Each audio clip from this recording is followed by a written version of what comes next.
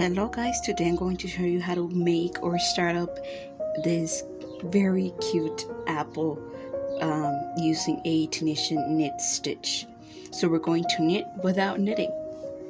And for starters, we're going to chain 11. So for this Tunisian knit stitch, we're going to work onto the back side of our work. As you can see, we have this little bumps right here, and we're going to work onto those. We're going to skip this very first bump, and we're going to go straight to the next one. So we insert our hook, yarn over, we pull, and we keep our stitches in our hook. Of course, this stitch counts as the first stitch and then the second stitch, and we should end up with 11 stitches in our hook. And now that we have our 11 stitches in our hook, we're going to work with our return pass. So with Tunisian knit stitch, we work forwards and then we work backwards, but we do not actually turn our work like we would on a traditional crochet or a knit. So we're going to chain 1 onto the very last stitch. And we're going to grab our yarn and pull through 2 of our stitches, and 2 and 2 and 2 onto the very end of our row.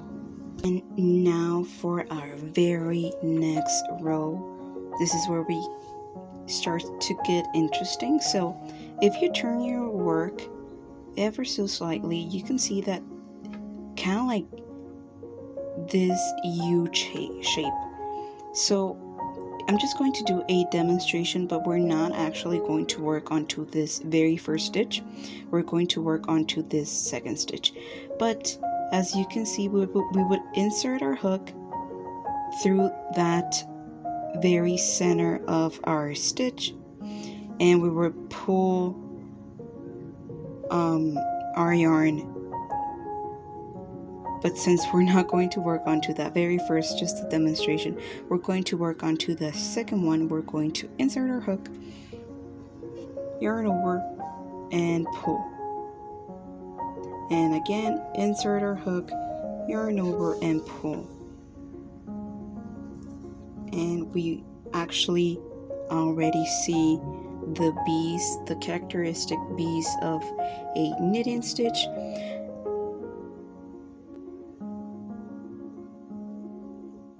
Actually made a mistake. We're going to introduce our very second color, and we just need 3 of this background color stitches. So this one always counts as 1, and then we made 2. And now we're going to introduce our second color, which is this red, and we would just only insert our hook, and instead of yarning over with our background color, we're going to yarn over with our red color. And we only need 2, and then our background color,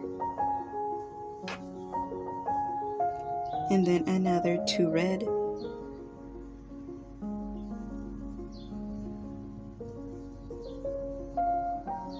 and the rest are with our background color.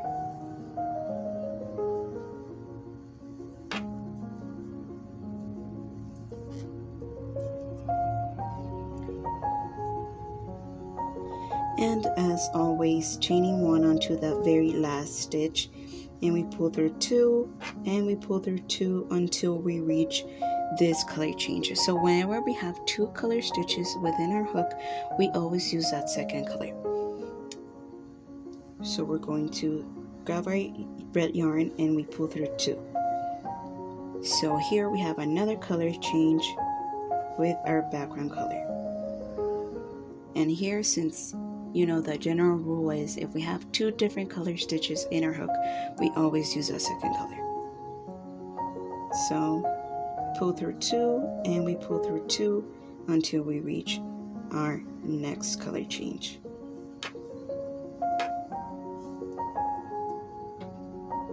Then for our next row, we need 2 of this background color And then we need 7 red stitches. So we insert our hook and we pull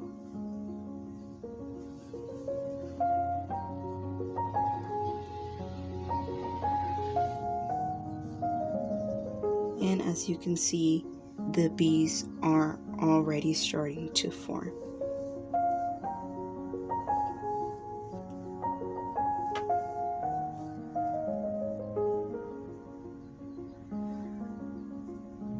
And the rest are with this background color. And of course, yarning over onto our very last stitch, only chaining 1, pulling through 2, and then doing our color change.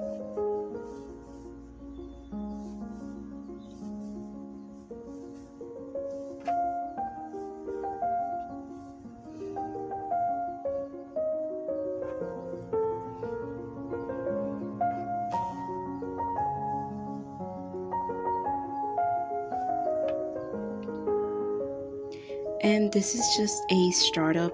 You can of course go down below in the description. I'll leave the Pinterest pin that I'm following of the knitting chart, or you can always pause this video and take a screenshot of the knitting chart on screen.